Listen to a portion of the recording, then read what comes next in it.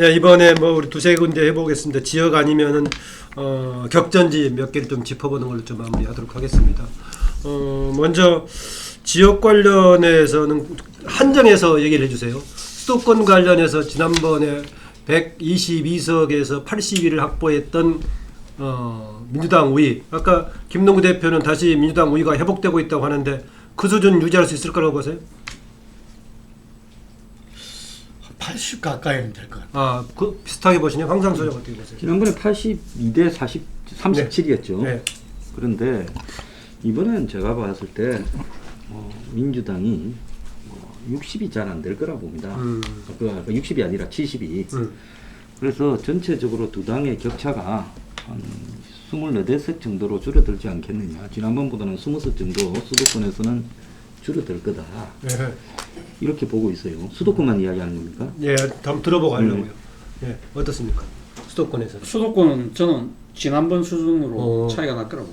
어떻게? 저는 지난 선거보다는 좀 더 격차가 줄어들 거다 이래 봅니다. 아, 그러면 종합적으로는 결국은 이제 영남 지역과 이제 호남에서의 회복을 감안해서 봐야겠네. 종합적으로 봐야지. 얼마 전에 보니까 뭐 주간 동아에서 보니까 영남 지역에서 그 전체에서 148대인가 98인가 이래가 크게 이기는 것처럼 물론 한 두어 달 전에 여론조사를 했는데 거기 보니까 영남에서 PK, TK에서 27석을 25석을 먹는 걸로 나 있더라고요. 민주당이. 오. 그래서 제가 이게 좀 황당하다. 제가 봤을 때 저도 마찬가지. PK, TK에서 제가 볼 때는 5석 미만으로 떨어질 거다. 지난번에 그 12개, 계산에 따라서 무슨 한 12개였습니까? 무소속으로 옮겨간 사람 미만으로 별수 떨어질 거다. 왜 떨어지느냐? 지금 어차피 영남은 이번에는 이 심판 선거로 지역 감정이 다시 복원되고 있어요. 그렇기 때문에 5석 해도 잘한 거다. TK에서는 아예 없고. 5석에 살만한 우위로 우선순위 본다면 어떤 사람들이 저 강성 가능성이 있을까요? 제가 볼 때 뭐 부산에서 한 부산에서 한 두세 석, 그다음에 경남에서 뭐 저 한두 석, 울산에서 한 석 정도나 이렇게 안팎에 될 수 있지 않을까. TK는 전무하다고 보네요. TK는 뭐 제로라고 보고 있습니다. 저는 마찬가지입니다. 영남에서 현재 민주당 의석보다는 더 줄어들 거다. 그런 트렌드가 결국은 과거에 존재했던 동서대결, 즉 동부 벨트가 보수 쪽에 복원될 가능성도 있다. 즉 충북, 강원도까지 연결이 됐어. 예. 중부 이쪽 다시 민주당 회복세가 강화된다고 좀 보시네요. 그런데 수도권의 서울에서 어떻습니까? 이낙연, 뭐 황교안은 별 특별한 변화가 없을 걸로 보세요. 또 황 소장은 특별한 관심이 많은 곳이니까. 계속 20몇 프로 차이 나는데 뭐 저는 요 개헌에 대한 입장 부분을 공식적으로 안 밝히면 낙선돼야 된다는 주장을 하고 있어요. 황교안이. 황교안이. 근데 지금 시작에서부터 지금까지 20% 정도의 차이로 밀려가고 있잖아요. 그래서 종로라는 특성이 묘하다고는 하지만은 저기에 숨어 있는 표가 과연 많이 있을까? 저는 20%보다는 줄어들 거라고 봅니다. 뭐 10% 안에 줄어들 수도 있지만은 황교안이 이 후보로서의 매력적인 요소가 거의 없어요. 이 지역 선거로 봤을 때 말입니다. 그리고 방역통 메고 다닌다거나 지금 이 승부를 결정지으려고 하는 무슨 어떤 킬러 콘텐츠나 이닝샷을 던지지도 못하고 있어요. 그렇기 때문에 황교안은 이렇게 맥없이 끌려가다가 맥없이 지고 또 진날 다음날 아침에 한 9시에 집으로 가게 될 가능성이 매우 크다. 고민정, 오세훈은 어떻게 보십니까? 거기는 제가 볼 때는 이 오가 이길 가능성이 있다 봅니다. 왜냐하면 지금 가만히 두면 되는데 건드려 가지고 오를 키워주고 있어요. 지금 뭐 그 대진년의 선거 방해라든지 또 오의 그 뭐 이 선물 아파트에 있는 경비원이나 이런 사람 선물 이런 걸 키우는 부분에 제가 볼 땐 유권자들의 투표 의지가 별로 없는 사람까지 자극해가지고 저 조용히 가서 녹여야 되거든요. 만약에 여권의 전략으로 보면. 근데 시끄럽게 만들어서 자충수를 뒀다 봅니다. 그 종로에서 한교안 후보 같은 경우는 2월달에 이 보수 야당이 굉장히 이렇게 좀 좋아질 때 그때도 20% 차이 났어요. 예. 지금도 20%. 1월달에도 어느 한 조사인가 10% 나온 거 한 번 있었는데. 네. 그래서 제가 이야기를 종로 쪽의 이야기를 들어보면은 도전자는 뭔가 이게 좀 이 기존 판을 흔들어야 되거든.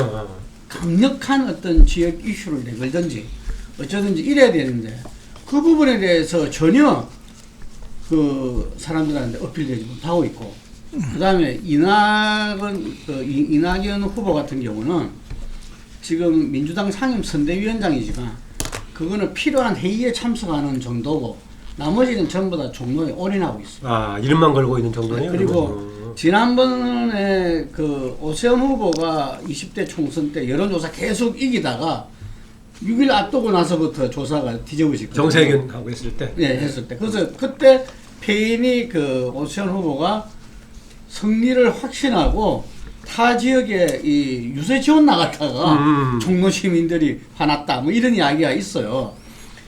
그래서 이 이낙연 총리 같은 경우는 정말 지역 이 밑으로 어떤 캠페인을 벌리는 것 같고 이 보수 쪽에 많은 사람들 그 기본적으로 종로는 팽팽하거든요. 보수 진보가 지역도 딱 나눠지고 팽팽한데 보수 쪽 사람들이 상당히 많이 파고 들어가고 있다.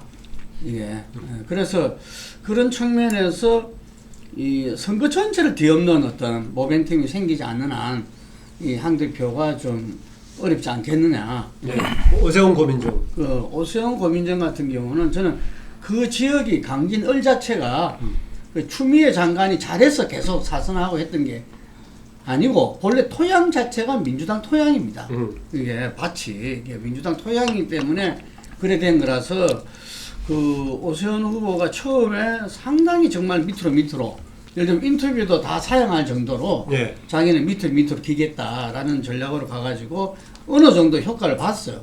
그래서 이 뭐야 어쨌든 박빙이라든지 또 오세훈이 우세로 놓은 조사도 있고 뭐 그랬었는데 지금 이렇게 쭉쭉쭉쭉 밀리는 게 저는 그 유권자들이 이제 결정할 시기가 가까이 옴에 따라서 자기들이 본래의 어떤 이 태도로 돌아가는 거 아닌가 이런 생각이 들고 그 뭐 오세훈 후보의 가능성 여러 가지 부분들이 지금 어려움이 예. 예를 들면은 기부행위라든지 뭐 이런 부분들이 오히려 동정표 뭐 이렇게 그 역전의 계기가 되지 않을까 하는데 그건 상당히 어렵다. 네. 그지 토양이 그런 데다가 본인이 보여줄 수 있는 건 제가 볼 때 다 보여준 것 같아.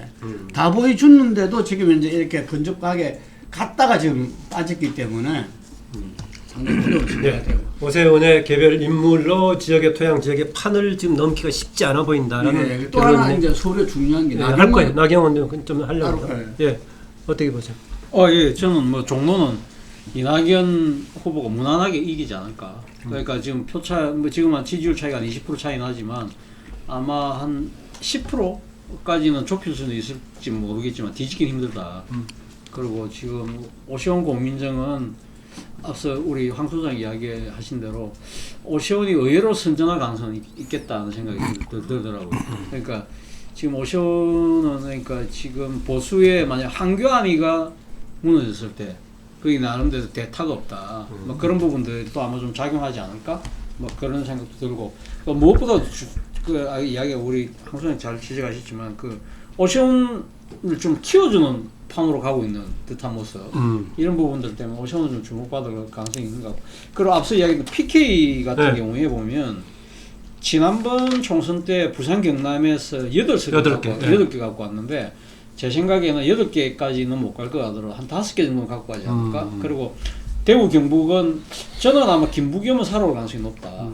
그러면 막 그 정도 하고 홍일학 무소속 갔다가 합류한 거죠? 홍일학은 홍일학은 무소속으로 네, 출마해. 근데 홍일학은 이번에 좀 힘들 것 같아요. 그러니까 근데 김부겸은 살아올 가능성이 있다. 그러면 주호영이 이길 수 있다. 주호영이 이길 수 있다고 봅니다. 그 지금 거기 주호영이 갑에서 올라온 부분에 대해서 상당히 그 지역 여론이 안 좋다더라고요. 지금 생각보다. 그리고 또 지금 김부겸에 대한 또 나름대로 기대가 좀 있는 것 같고 PK에서. 네. 뭐 그런 식으로 따지면 전체적인 판세 나중에 해야겠고. 네. 오늘 뭐 얘기 안 하셨던가요? 네. 종로는 저거 보건데 아마 황 대표가 상당히 힘들 것이다 따라가기가. 아마 황 대표는 이 김종인 선대본부장 영입 실패한 이후 전체 선대본부장의 총괄적 선대본부장으로서 역할을 해야 되는데 타 지역 지원에 앞서서 자기 지역구에서 우위를 보이는 것이 최고의 선대본부장으로서 역할이 될 것이다. 선대위원장으로서의 역할이 될 것이다. 총괄이란 말을 붙여버리니까 본부장이란 말이야. 두 번째, 오세훈 지역권을 제가 볼 때는 백중 정도로 본다. 일단 텃밭이 좋아도 고민정 후보가 너무 가볍다. 참 골격이죠. 그럼 이제 한번 비교를 해보겠습니다. 나중에 결과를 가지고 마지막으로요. 정말 시간이 다 됐는데 한 30초 이내에 두 가지를 얘기해 주세요. 아까 저기 나경원, 이수진 지역과 더불어서 지역 단체장들이 국가적인 아젠다를 이제 들고 나오는 김경수가 무슨 재난 기본소득 얘기한다든가 이런 거 포함해서 마지막 마무리 발언 부탁드립니다. 동작에는 나경원이가 조금은 쉽지 않지 않겠나. 그렇게 보세요. 그런 요새는 오차에서 왔다 갔다 왜냐하면 보수 쪽에서도 이렇게 뭉쳐진 인기를 잘 못 모아내고 있어요. 그런 부분 때문에 조금은 쉽지 않다. 그런 부분이고 지금 지금 정부가 그 예산을 갖다가 이렇게 투자하는 부분에서 지방 정부가 저렇게 경쟁적으로 하는 부분은 저는 스톱시키고요. 조금은 어차피 오랫동안 장기적으로 무너져 갈 거기 때문에 진짜 이런저런 이야기를 전부 다 들어서 한 방에 대규모 어떤 결정을 해야 된다고 저는 봐요. 그렇기 때문에 지금 경쟁적으로 저렇게 하는 부분은 중앙정부가 저는 경고해서 스톱시켜야 된다 이렇게 봅니다. 예. 지금 저도 동의합니다. 나경원 대표가 원내대표였는데 의원이 지금 승기를 잡기가 쉽지 않을 것이다. 일단 보수 진영 그리고 일반 국민들한테서 뭐 사실은 아니든 낙인이 많이 찍혀 있어서 본인으로서는 억울하겠지만 짧은 기간에 선거판에 두고 그걸 극복할 수 있을지에 대해서 제가 좀 쉽지 않다. 그다음 지금 이 지자체에서 지급하려고 하는 이 부분에 있어서는 제가 볼 때는 분명히 지급을 하게 되면은 그 단체장에 소속돼 있는 정당의 후보들이 유리하겠죠. 국가 재정이 뭐 실현 가능성, 국가 재정 미래 이런 거는 그다음 문제인 거고 지급이 되면 선거판에 표심에 영향을 미친다고 봅니다. 네. 그 동작을은 그 나경원이 지난번 보궐선거 때 됐는데 그 당시에 고 노회찬 그 후보와의 단일화 1%도 차이 안 났던 지역입니다. 그 지역이. 그런데 지난 패스트트랙 과정에서 지금 그 여권의 나경원 대표는 완전히 타겟이 돼 있어요. 타겟이. 그래서 여러 사람을 돌려가지고 이제 마지막에 지금 이수진 전 부장 득표를 점검해서 투입한 거다. 그렇죠. 그리고 지금 그 저격수로서 여당의 총체적인 아마 지금 뒤집기 나중에 이렇게, 지원도 갈 거다. 거기다가 본인이 이야기한 게 MBC 스트레이트 방송에서 지금 참여를 했는데 1, 2회까지만 하더라도 그 영향이 별로 안 느껴지는데 최근에 세 번째 하고 나서는 그 영향이 팍팍 느껴진다는 이야기죠. 이게 자기는 다 사실 무근이고 뭐 고소도 하고 뭐 이랬다지만 어쨌든 그거를 갖다가 뒤집으려 하면은 이게도 뭔가 모멘텀이 있어야 되는데 저는 지금 그 보수 야당이 선거판을 갖다가 지금 이제 보수 통합 이후에 어떤 새로운 모멘텀을 못 만들고 있다. 이 모멘텀을 못 만든다면은 아까 말한 대로 비례의석에서 실질적인 민주당 의석이 뭐 15석 이상 되면서 이 단일 그 세력으로서 민주당이 가방까지도 갈 수 있다고 봅니다. 네.